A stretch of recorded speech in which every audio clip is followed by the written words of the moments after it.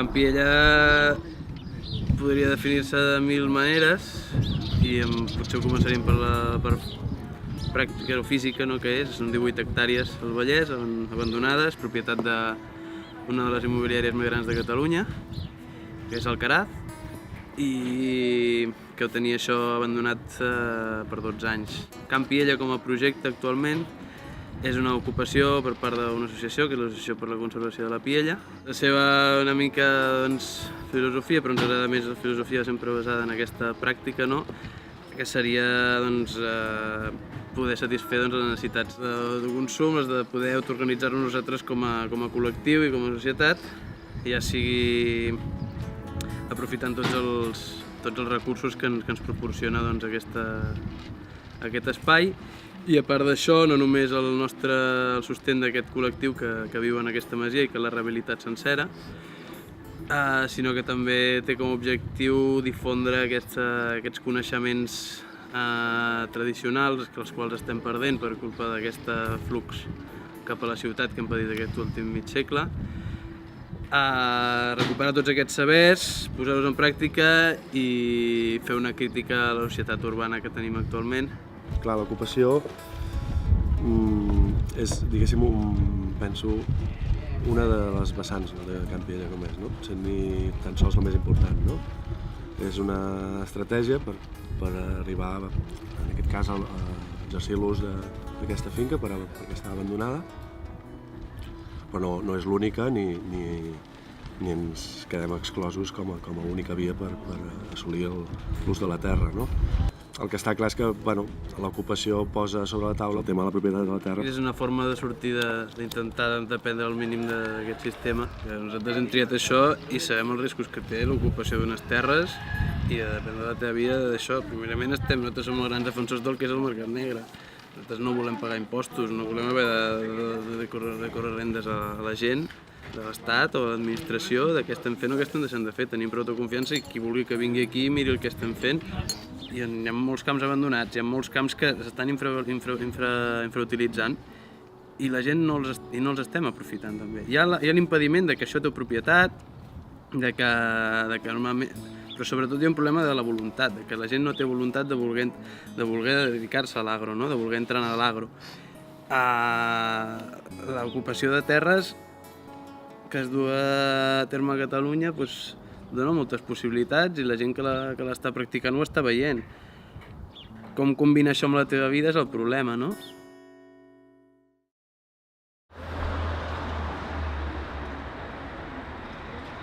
El projecte ve del 15M de l'ocupació que es va fer de la plaça de Catalunya. Una vegada allò es va dissoldre, van anar a l'assemblea, es van anar als barris i dels barris, aquí del barri de Poblenou, de l'assemblea, va sortir a l'Ocupar Nord.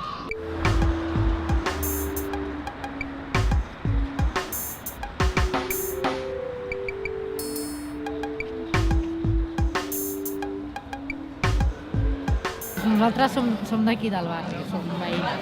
I doncs jo personalment vinc de l'hort ocupat de Sant Andreu, perquè abans vivia a Sant Andreu. I quan em vaig mudar aquí, doncs al cap de poc em vaig assabentar que aquí al barri s'havia ocupat aquest solar amb la idea de fer un hort també amb les mateixes característiques que el de Sant Andreu. I doncs vaig venir aquí i encara era el moment en què s'estaven adjudicant els bancals i doncs la gent de casa meva vam venir unes quantes i al final ens hem quedat 3. D'entrada la gent té moltes ganes de treballar la terra, de tocar la terra, de veure com plantes una llavor i surt una tomàquet i una tomaquera i aquest estiu sent inflat de tomàquets. Aquesta part està molt divertida, és molt maca i molt desconeguda per la gent de ciutat.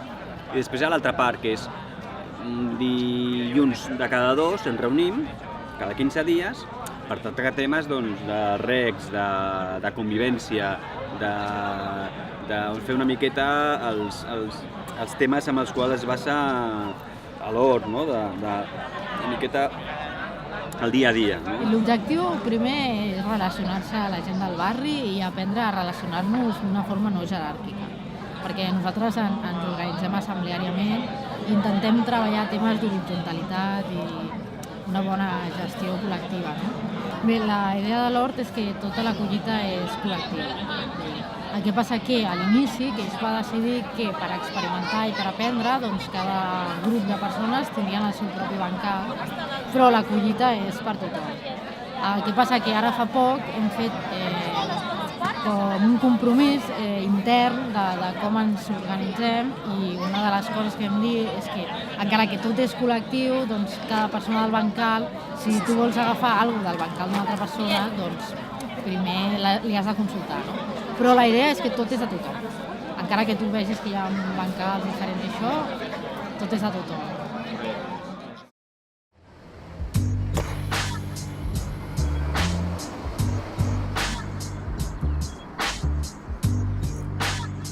Això és la zona que li diuen de Can Xiquet.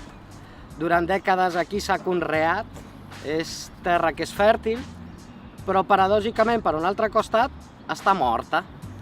Gràcies a especulacions, a interessos i a tot el boom immobiliari, doncs aquí va arribar a gestar-se un projecte urbanístic.